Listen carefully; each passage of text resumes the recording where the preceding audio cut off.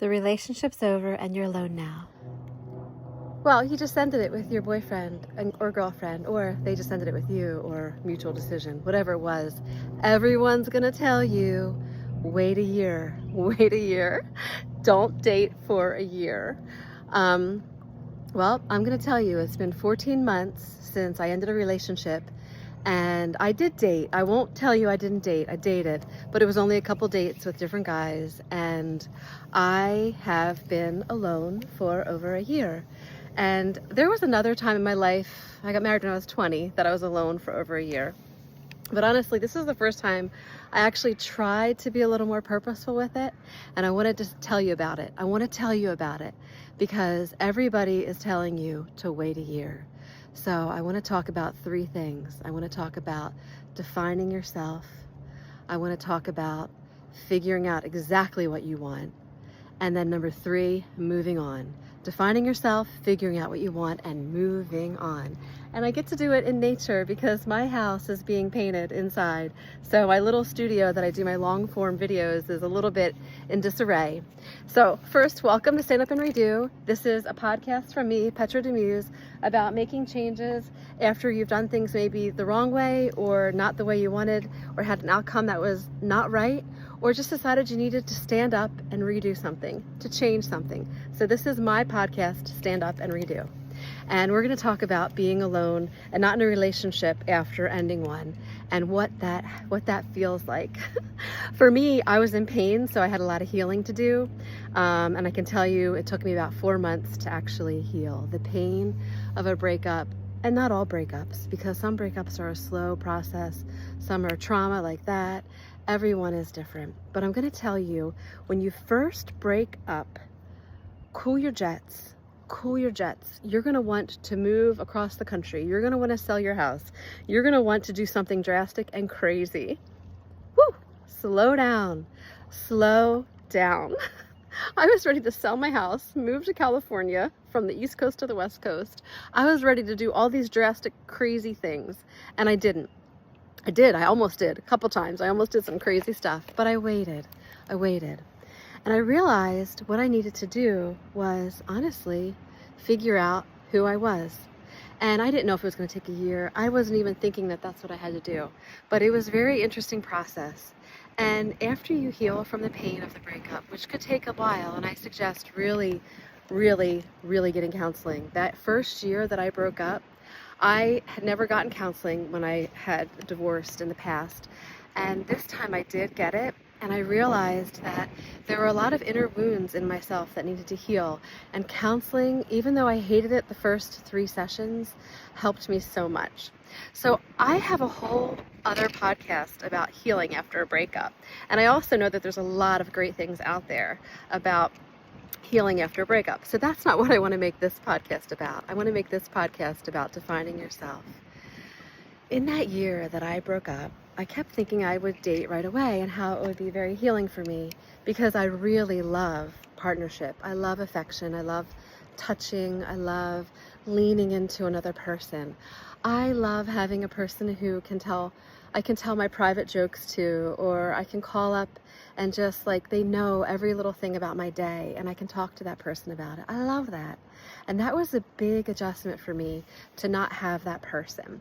Now, I do have a best friend who's my cousin, who's a girl, and she does know a lot about me. But the thing about that is that they go through chapters and times in their life where they can't always be there for you, and they're not your person. They're your best friend. So even when she's going through a crisis, I found I needed to be there for her. And there were times that I needed to back away from her because she had her own relationship with her own husband, and I needed to give her space at times. With a partner, I feel like you don't have to do that. That partner's there for you every day, and you can call them even if you're miles away from them. They're your person, right? Well, that was hard for me not to have that person. So I could tell you for the first 8 months, I was thinking that I needed to have a partner. And it's weird, and through that course of that time, I started to define myself. I started to travel more alone. I started to figure out that I like going out to dinner by myself. I like this. I went to church this morning and a couple of my friends were doing a bike ride, and I felt pressured to do a lot of stuff, but I just paused for a minute and thought, I need to be alone and walk in the woods. And then I just figured out what restaurant I wanted to go to on the fly, and I had no one to worry about but myself. And that's a little selfish, I know, because I am going to babysit my grandkids later. But I want to talk about defining what you like. It's interesting, through the course of this year, I have looked back on past relationships and thought most what I liked about them. I try not to blame the other person for the end of the relationship, but in each of the relationships that I was in, whether it be a marriage or a long-term relationship, I tried to grasp onto those relationships and what I actually loved about each relationship. And in that process, I've learned, when I have another partner, the things that I need to have, the must-haves, the no bartering things that I'm going to need to have in a relationship. And I figured that out. I also figured out the green light, not the green lights, the red lights, the things that are, no. Even if I feel like I could fall in love with a person, even if I feel like so physically attracted to that person, no, I don't want that. But it gave me, being alone gave me time to figure that out, because I wasn't just pulling another person into my life. I was giving myself a pause, a time to think about what I want in my future and defining myself as a person. And you know how I defined myself? As a person who likes to travel, who can go 3 days without even turning the TV on. I find myself as a person who loves to blare the music when she drives her car. I actually like country music. I didn't know I liked it so much as I do. And I found out I like my own style. I like my gray, my brown, my black, my white, my boots, my sneakers. I don't feel like I need to define myself in any other way. I don't compare myself to other women, which is what I did in my last relationship. I always felt like he was checking out other women, which he probably was. I do like him, and don't want to badmouth him, because there were a lot of amazing things about that person that I liked. But I felt insecure with him, and I realized it was because maybe he wasn't loving me the way that I needed to be loved. Maybe I need to be loved in a way that I feel safe, and I feel like I can just be me. I can be ugly, I can be raw, and I can be real. And I wasn't allowing myself to be that way in my past relationships. And that's what I want to do. So defining me is actually being away from a partner, being alone, figuring out that I love, when I travel, I want to explore. I don't just want to lay by a pool drinking a martini. I want to be out, like, exploring the culture of where I am, being down at the level of the people that live maybe in a country, maybe visiting developing countries more, doing things that aren't just pleasurable and fun. I want to have a purpose. I figured out, I've been praying at church, which is such a small thing to do. I just volunteer to pray. And it's because I travel so much for work that it was hard for me to figure out how to volunteer my time, but I have a burning desire to volunteer. And even that little tiny bit of couple minutes after church of volunteering, I have always given little bits of money to different organizations, but I've always wanted to volunteer, and I've been held back from that in many instances in my life. For things, I've held myself back. I've had partners that held me back because they wanted to have time with me and they didn't want me to volunteer my time. I've had a lot of things that held me back from volunteering, and I realized that defining me is I want to give more time, more of my time, to other people.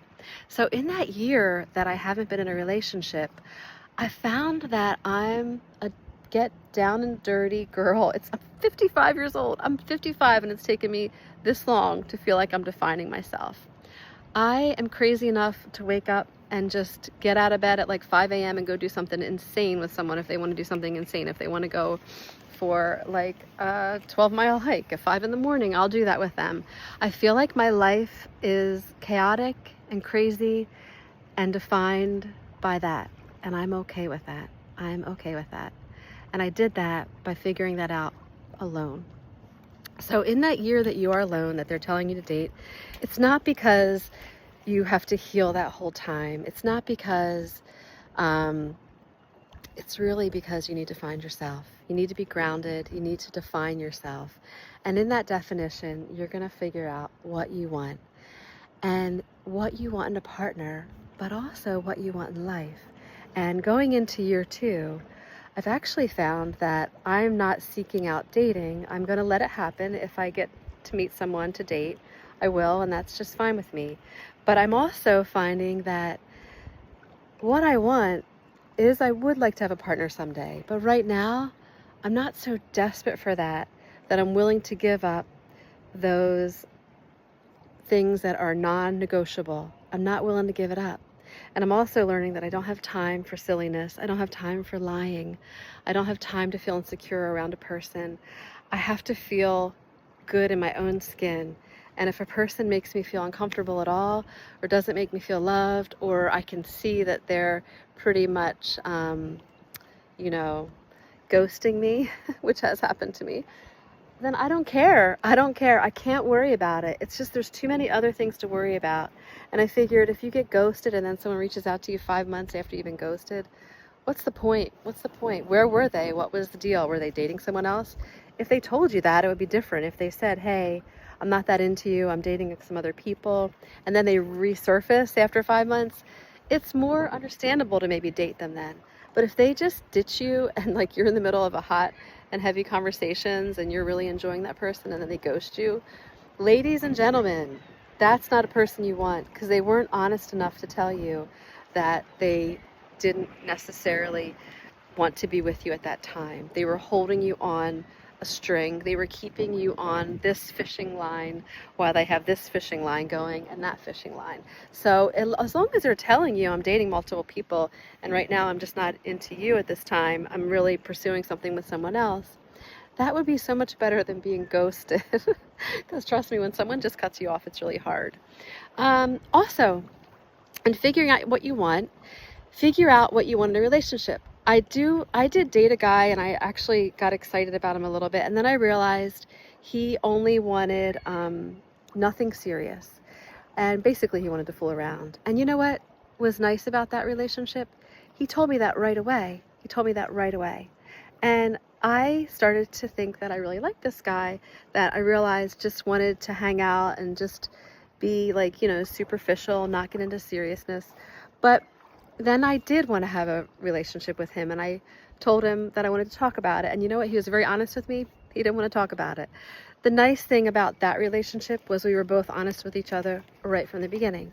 So I say, when you are trying to figure out what you want, if you don't want a relationship and you want to have like maybe a person that you just go to dinner with once a month, or maybe a boyfriend who is a casual relationship, make sure you tell people that. I like it when people right up front, and I think that you would like this too, and I think that you should do this when you date other people. Okay, I hate saying you should, but you should, because it's so fair. When you start dating, if your motive is to get married someday to someone, to be married to someone again, if your motive is to have a long-term relationship without marriage, a commitment, if your motive is just to fool around because you're too caught up in your own things in life and you just want to fool around, then tell the person that. Don't pretend you're anything that you're not. And don't pretend the relationship is anything more than it would be.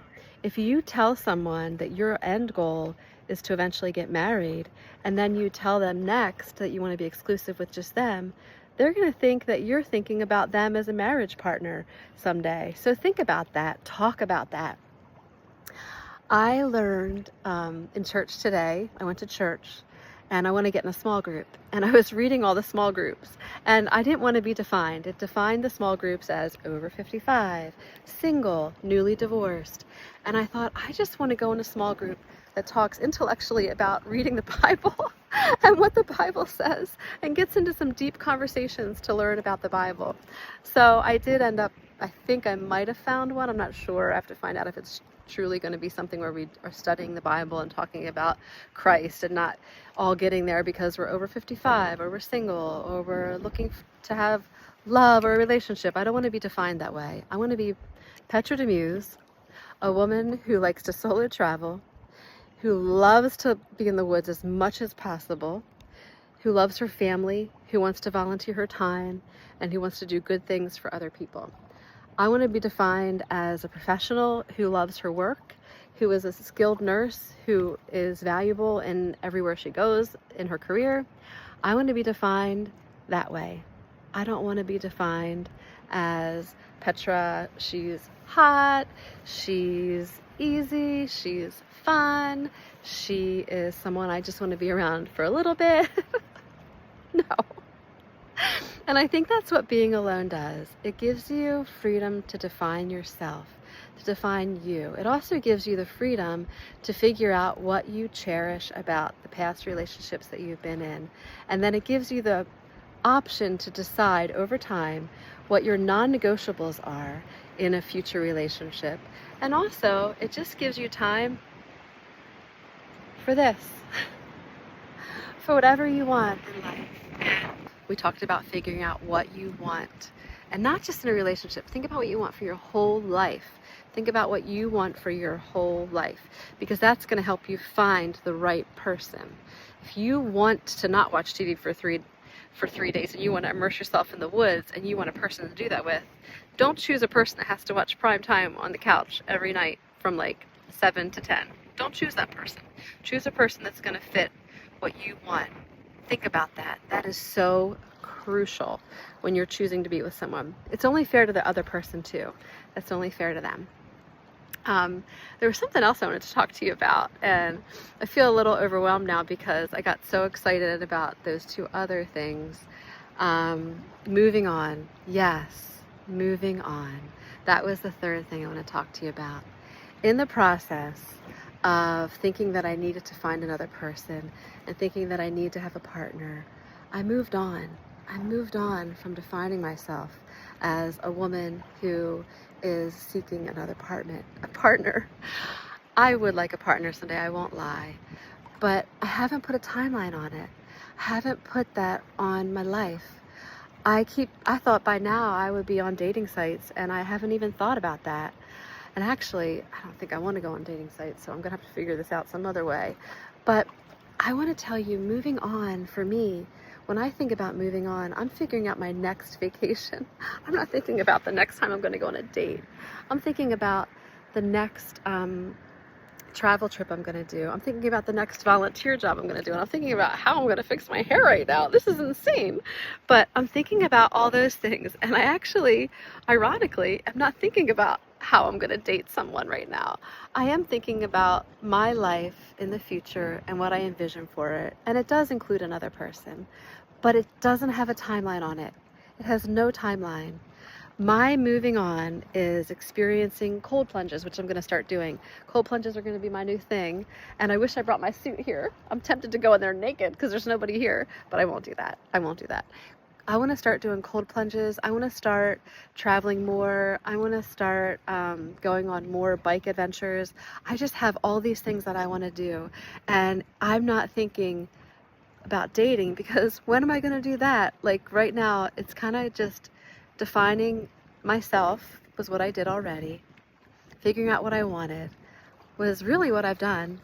And now moving on. And this moving on part is the best part. It is the best part. I'm telling you, if you can hold out, and I don't want to put a timeline on it as a year or 2 years or 3 years, but if you can really hold out and listen when people say, don't get in a relationship for a year, don't do it.